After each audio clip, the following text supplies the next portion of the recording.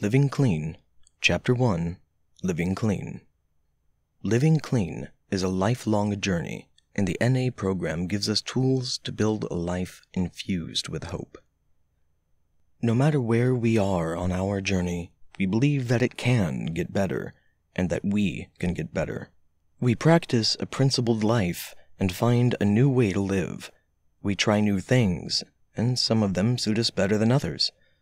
As we experience living clean with its ups and downs, miracles and struggles, dead ends and open doors, we see the world more clearly and better understand our place in it. The program of Narcotics Anonymous is the way we have found to escape lives of desperation and pain. But that's not all NA is.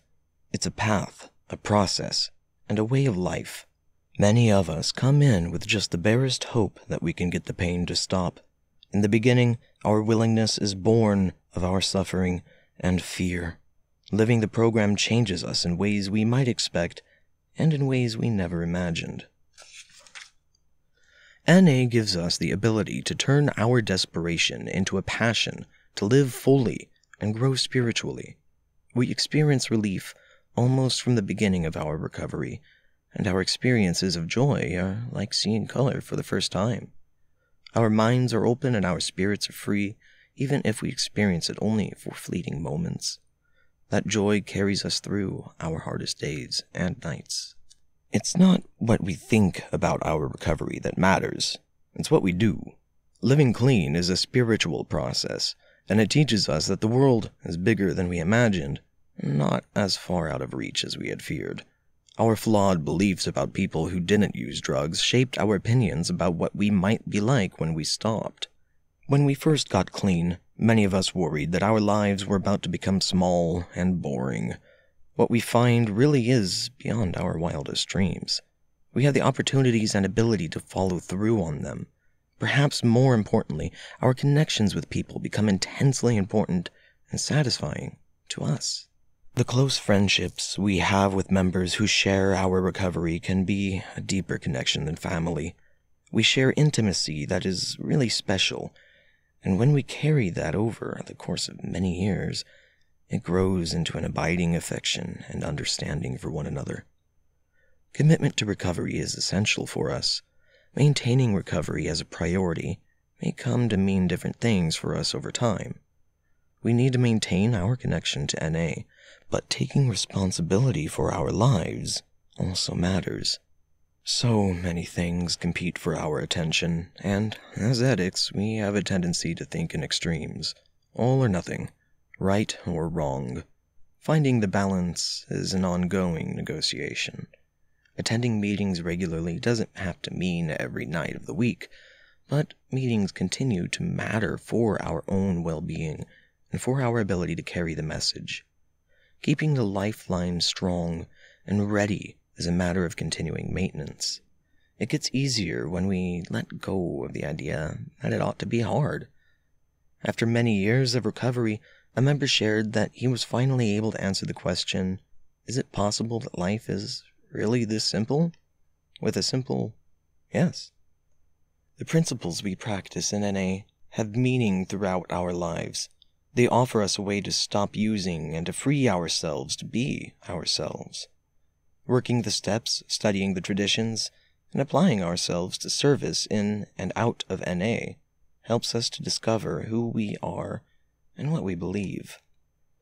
Carrying the message brings us awareness of our gifts and limitations and guides us to change. We can measure our lives not in years or by the things we gain or lose, but by the degree to which we make peace with our own lives and the world around us. Spiritual growth is the real success. As our recovery unfolds, we find ourselves resolving feelings we never admitted we had. Open-mindedness gives us the ability to see more and more clearly within ourselves as we go through the never-ending process of surrendering, taking inventory, and inviting change.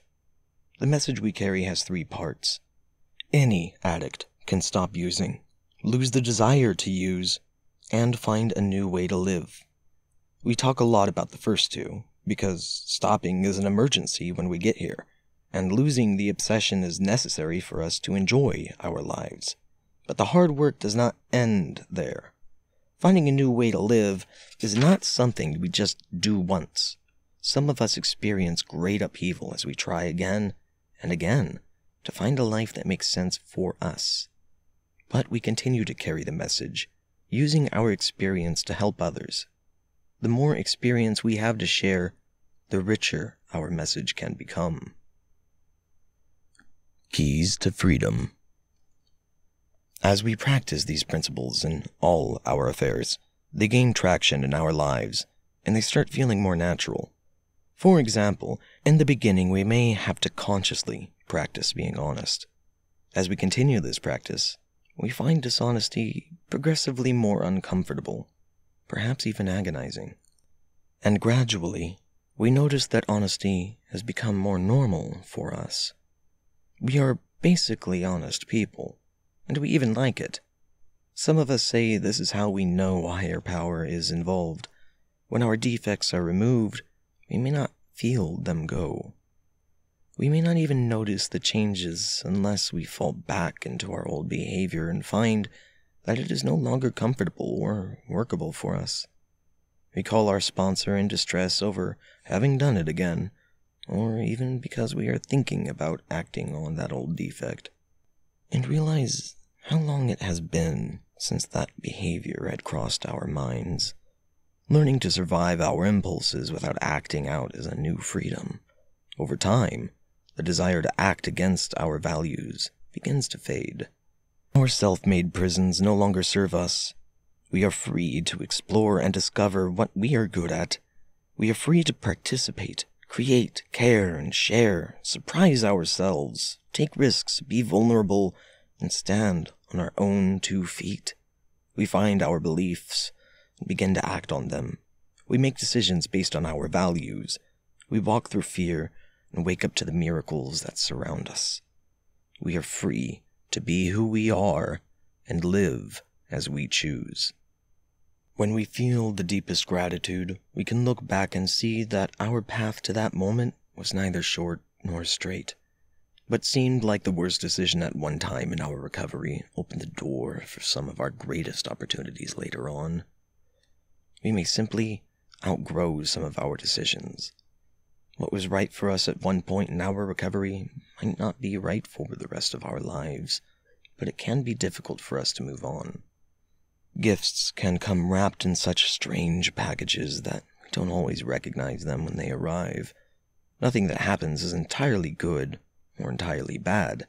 We do not pretend that there are no mistakes in recovery, but sometimes those mistakes can take us in a direction we haven't thought of before.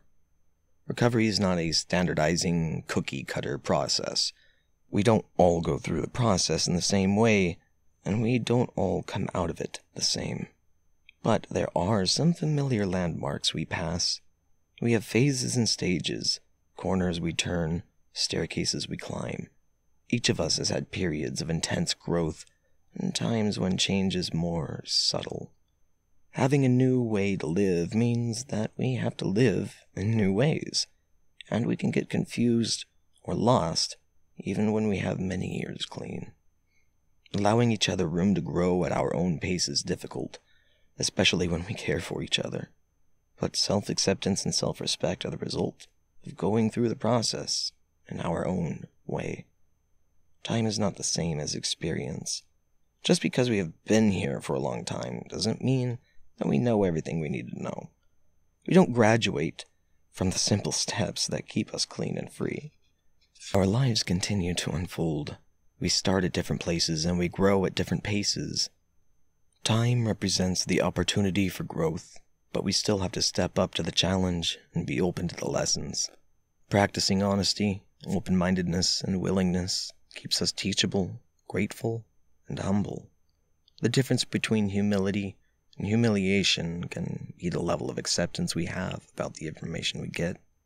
When we listen with an open mind, anyone can carry a message to us.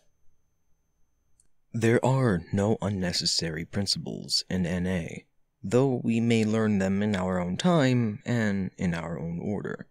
We can't expect to find what we are looking for if we work some of the steps and not the others, or if we are ignoring the traditions or living in conflict with our own values.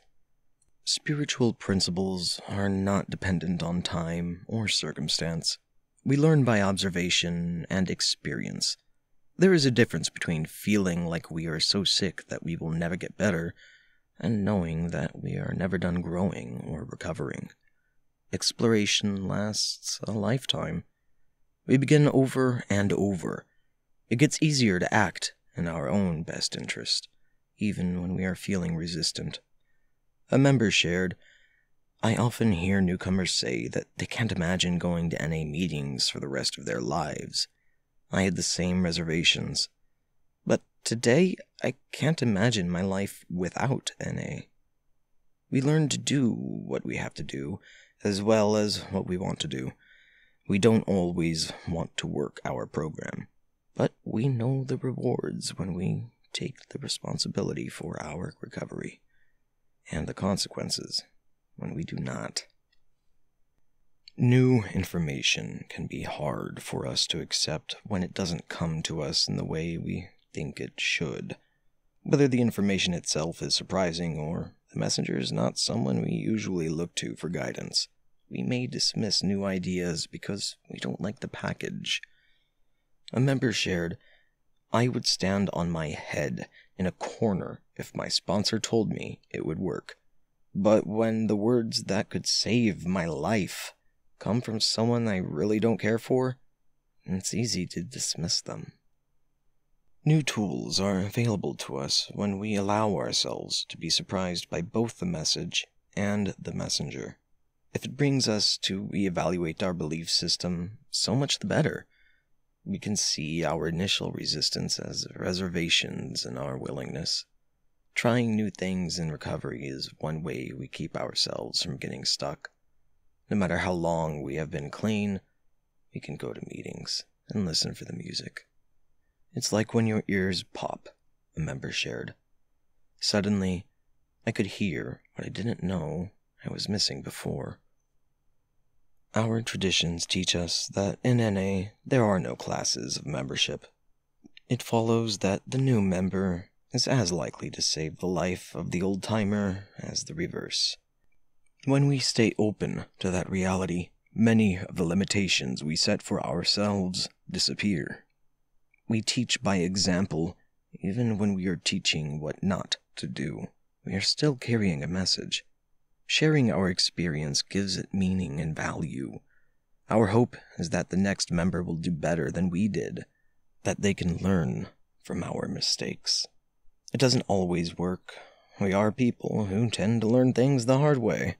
But when a member with 2 years clean shares with us that the experience we had at 10 years clean kept them from doing the same thing, we know that we are getting better, personally and as a fellowship. Wisdom is building on past experience to cope with new events. When we think about our lives now in contrast to our active addiction, it is important to remember that it's not where we have been that counts, where we are going. But where we have been in recovery is the foundation of our wisdom. We learn from our experience and we use it to help others. Our wisdom grows as we learn to see ourselves honestly, without judging or jumping to conclusions. Growing pains. Sooner or later, we experience a particular kind of opportunity or catastrophe we haven't heard about in the meetings. Sometimes an event like a breakup, the loss of a job, or changes in our family triggers a flow of feelings, and it doesn't stop. Grief, hardship, or betrayal can make us feel terribly lonely. Occasionally, we experience physical changes that bring emotional fright with them, including depression, anxiety, and fear. There are also times when we find ourselves in crisis, even though the circumstances of our lives look pretty good. Even the excitement of living our dreams, taking on a new career, moving to a faraway place, creating a family, can make us feel like we don't belong. Sometimes an outside event starts the ball rolling. At other times, a cascade of emotions seem to start from nowhere. It can feel like we are backed into a corner, even if nothing is really happening at all. Once we have been through this feeling and survived it clean, we know it won't last forever. But that doesn't mean we can see our way out. We come through these experiences with a deepened understanding and faith in our recovery. Through hard work and grace, if we keep coming back, we do get free. Eventually, all of us come to an emotional crisis in recovery. We start wondering if recovery will last, or if we had just gotten a brief reprieve, and we are about to go crazy again. The member shared, "My life seemed stable by outward appearances, but inside I was a mess. I was clean, but miserable, reactive, and fearful." We find ourselves in these dark places sometimes with many years clean. We deal with our addiction, but some of the underlying issues remain untouched. Long-buried emotions come pouring to the surface, and we may or may not have the tools to deal with them. As I discovered things about myself, a member shared, my emotions started to run amok. There are no bitter ends in recovery, but sometimes it feels like that's where we are. Recovery gives us a new chance at life. Sometimes we have to accept that invitation more than once. The bottoms we hit in recovery can be frightening. We go through some dark times. When we are in pain, it can be hard to reach out and easier to see the differences. But even in the darkness, the process is still going on. When NA members say, "Don't give up 5 minutes before the miracle," we're not just talking about the first one. Our lives are full of moments we are faced with difficult decisions to grow or go. Many of us leave not when things are horrible, but when we have one more spiritual hump to get over. We lose our way right before the miracle, sometimes again and again. The faith that leads us to build a successful life may not be sufficient to sustain that day after day. A new kind of surrender is necessary if we are to stay clean and keep growing. Spiritual growth can be bewildering, frightening, and very lonely. Some of us give up on the process at this crucial point when there's nothing left to blame or change but ourselves. Selfishness and self-centeredness die hard, but we can get through it, and with the help of others who have survived this passage, and we find great gifts are waiting for us on the other side. What we heard when we were new still stands. Keep coming back, no matter what. Many of the challenges we face have concrete symptoms, but are actually spiritual in nature. It's hard to spot a spiritual crisis. Usually it's disguised as a crisis in our relationships, finances, career, or family. When we are in crisis, we may try all kinds of escapes and excuses before we resort to the steps. We can be intolerant, angry, defensive, vengeful, guilty, and resentful, testing the patience and tolerance of those around us. The only way out is through. We must roll up our sleeves and get to work. These struggles often push us to the next phase in our recovery. We can come out stronger and healthier people for the experience, if we are willing to do the work. Early in recovery, we were told that if we kept coming to meetings, sooner or later we would hear our story. It would be a mistake to think that our using story is the only one we need to listen for. Our recovery story is no less dramatic, and there are times when we need just as much to go to meetings and listen for that. We hear it when we learn to listen with our heart as well as our ears. Sometimes we have to go looking for it, seeking new meetings, asking around, and sharing about what's going on. We find people who have been through what we are going through and got through it clean. We need other people to walk us through hard times, and we need to reach out and help others as we heal. There is hope. When we listen to others share their pain and how they got through it, we get a broader view. We see new tools in action, and we can learn to use their experience to go forward in our own lives. When we change our attitude or perspective, we can find a new sense of compassion and gratitude. Perhaps the most valuable lesson is empathy. However, empathy isn't a treatment plan. It's a way of life. When we can relate with one another and see each other's growth, we begin to believe in the possibility of our own recovery. Listening to other addicts share without judging them is the beginning of listening to our own heart without judgment or punishment. When we have compassion for ourselves, we give ourselves permission to be in the world, and that makes us much more useful to the world. Our ability to feel joy and gratitude can be a direct result of the suffering we have endured. Staying clean is not a guarantee that nothing bad will happen, but the principles in the steps teach us how to live on life's terms and give us the courage, strength, and wisdom to stay clean no matter what. We are able to live lives of joy and purpose no matter what we have been through. Faith is what keeps us doing the footwork, even when we can't see the reason. One of the benefits of reaching out is finding that our most painful experiences can help someone else. When we say, "I've been through that and I stayed clean," we realize with gratitude that we have gone to the other side of something we had feared we could not get through. There is a great satisfaction in being able not just to look back, but to reach back and help someone else across. Getting through hard times strengthens our faith. When we are grappling with issues that we don't have easy answers for, we experience our greatest growth. One member suggested, "There are spiritual tourists and spiritual explorers. One plays it very safe, and the other will step right out there and try God out. We get more certain of that relationship as we go. As we mature in recovery, we learn to be comfortable with the hard questions rather than only feeling okay when we think we've settled them. Having all the answers makes it harder to be teachable. Often, when we say we are looking for solutions, what we are really seeking is control.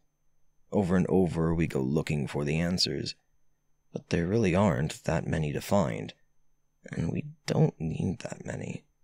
The steps help us to increase our ability to be honest with ourselves and others.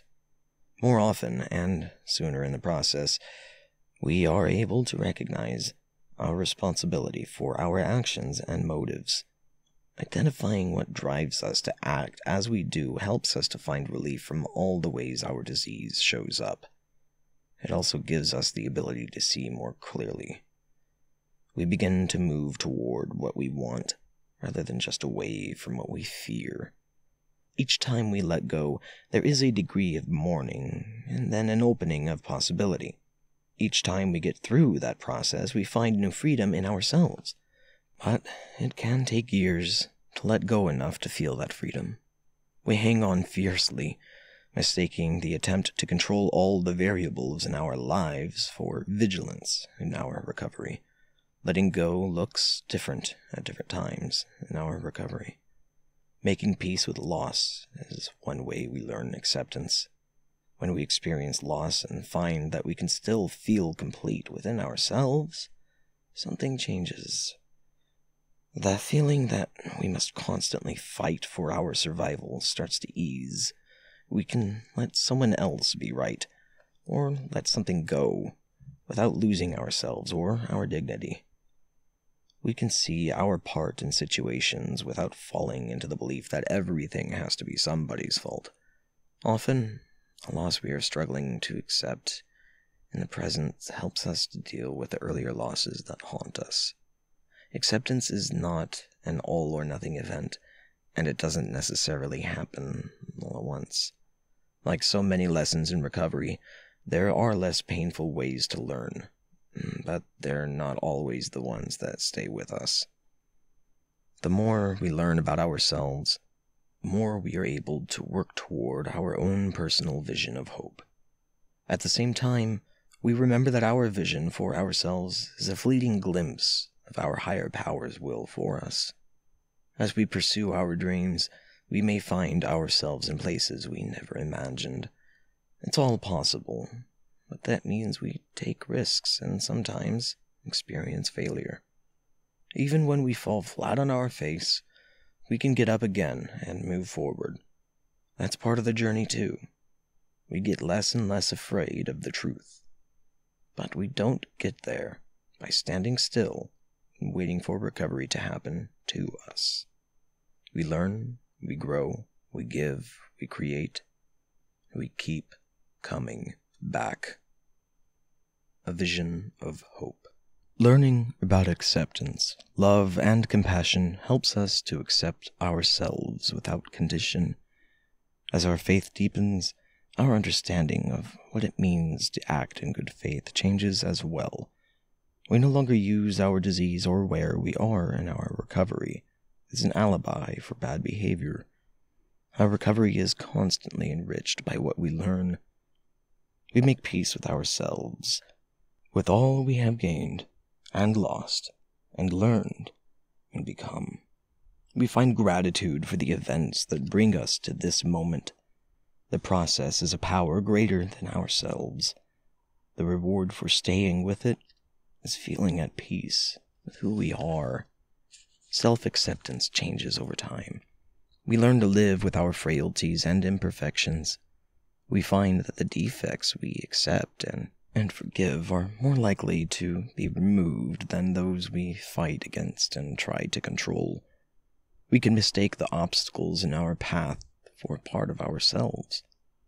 Learning to direct our attention toward our assets and goals and away from our defects and obsessions is a new freedom. We start to believe that our positive attributes are not part of a facade or a figment of our imagination. Our feelings don't frighten us like they used to, and they seem to pass more quickly. We know that we may not change our feelings right away, but we can change our behavior. Mood follows action. When we do the right thing, we could start to feel better. The person we see in the mirror may bear little resemblance to the vision of ourselves that other people know. When we are locked in our self-obsession, we may have no idea of the damage we are doing to the people around us, or even to ourselves. Similarly, when we reach out, we may not see the positive effects we have on our own spirits or the world around us. We may still see ourselves as we were when we got here, not recognizing that the principles we have been practicing have become part of who we are. We trust our sponsors and friends to show us the changes we cannot see in ourselves. Caring for our spiritual condition is like cleaning the house. If we want the benefit, the work must be ongoing. The better we do at keeping up with the daily routines, the less painful the big cleaning is when it comes, and the less often we have to undertake such a major overhaul. We are responsible for our recovery, but that doesn't have to be an endless chore. The members shared, there was a time when I dreaded step work. It felt like a punishment. Now I am excited to work on my recovery, because I know the steps are the road to freedom. It's not recovery that is painful. Our resistance to it is what makes it hurt. When we step away from our recovery and act against our beliefs, that hurts. Using is about distortion. We are drawn to things that distort our perceptions, from drug use to resentment. Sanity is living in harmony with reality. When we are spiritually awake, we are willing to see clearly. We recognize the habits of the mind that led us back to the same feelings over and over, regardless of what's happening around us. Until we stamp it with the name excitement or fear, the feeling can be identical. Making a choice in how we describe our experience gives us a choice in how we experience our lives. Allowing ourselves to be happy can be a surprisingly long process. It always continues in one way or another. Some of us fear contentment because it might lead to complacency. Others of us fear that if we are ever content, there will be nothing left to try for. Learning what truly makes us happy can be hard, especially if our relationship to seeking pleasure was tangled up with our most destructive behavior. Finding the balance is a challenge. When I got clean, I could feel the grief of every leaf falling from the tree a member shared. I feel like a novice at finding joy. I thought I would have to let go of pleasure to be clean.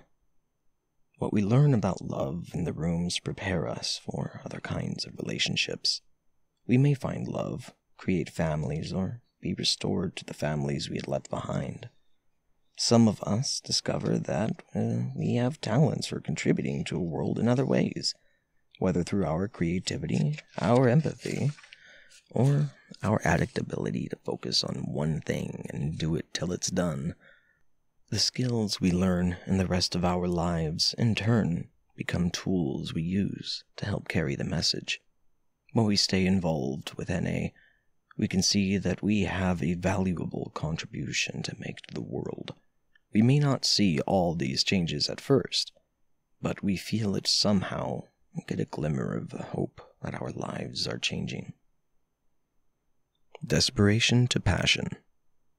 Once the process of cleaning up the wreckage begins, the ways that we need to grow may not be visible from the outside. We go from being totally impulsive to feeling like our decisions have to be permanent. Something has to drive us or draw us. We need a purpose, or we start entertaining ourselves with obsession and compulsion. There is something about being stuck that feels hopeless, and easily turns into complacency and indifference.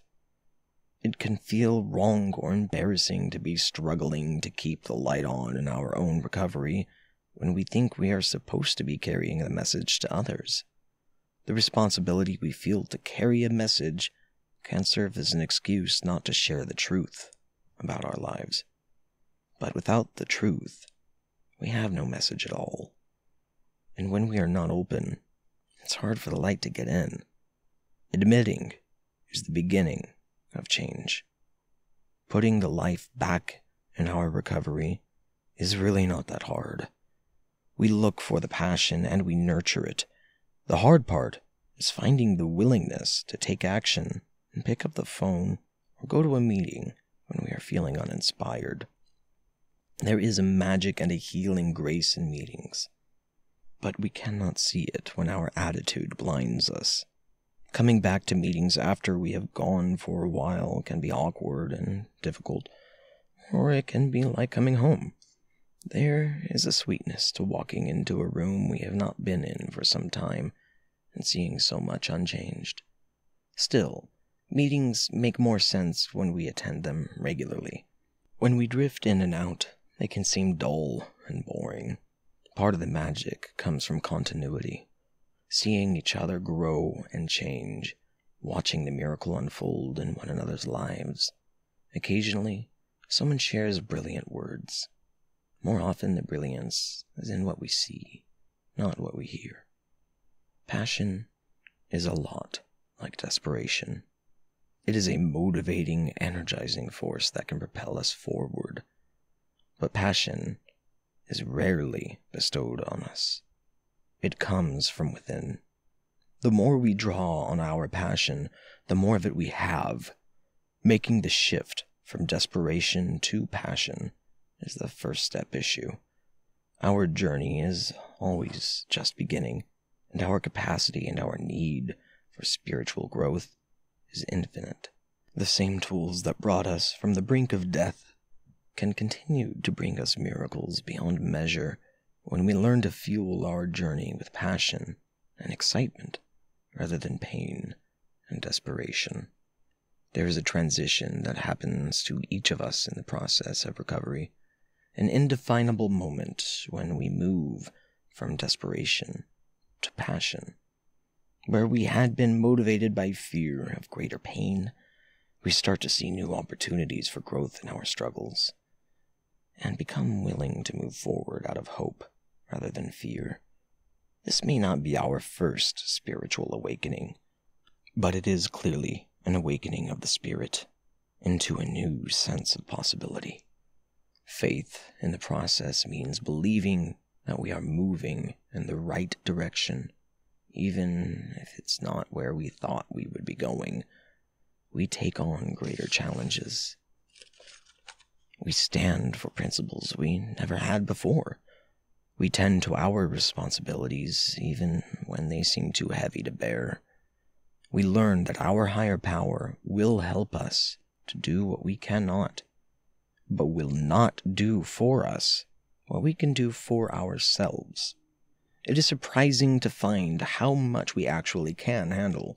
When we stop trying to control things we are powerless over, we learn where our power truly lies, and how we can use that to make changes in ourselves and our world.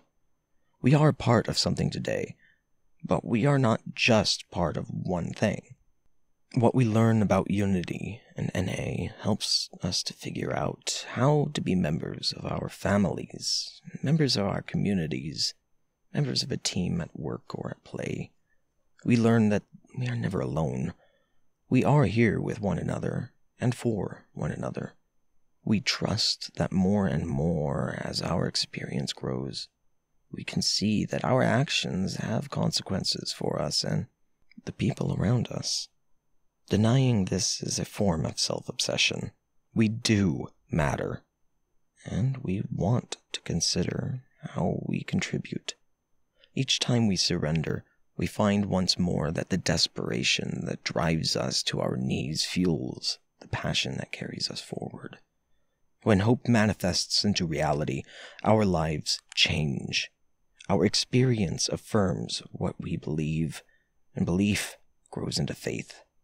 When our faith grows into knowledge, the program that we once struggled to practice has become part of who we are. We find here what we were looking for all along: connection to others, connection to a higher power, connection to the world around us, and, most surprising of all, connection to ourselves. Why we stay. What is it that keeps us in NA after the initial desperation eases? Of course, there's the desire to help the newcomer. Our 12th step reminds us that this must always come first. But many of us, at some point in our recovery, have felt that perhaps that was all that was left in the rooms for us. Our commitment to help might have kept us coming back, but some of us were left with a nagging feeling we hesitated to share. Is this really all there is?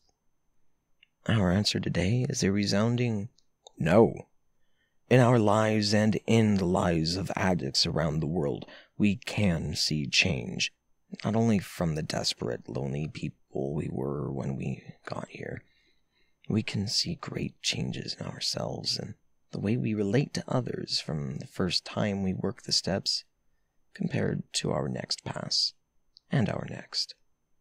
Our experience in NA service teaches us to interact with others in environments that are sometimes stressful, and to remain loving and open, even as we stand our ground.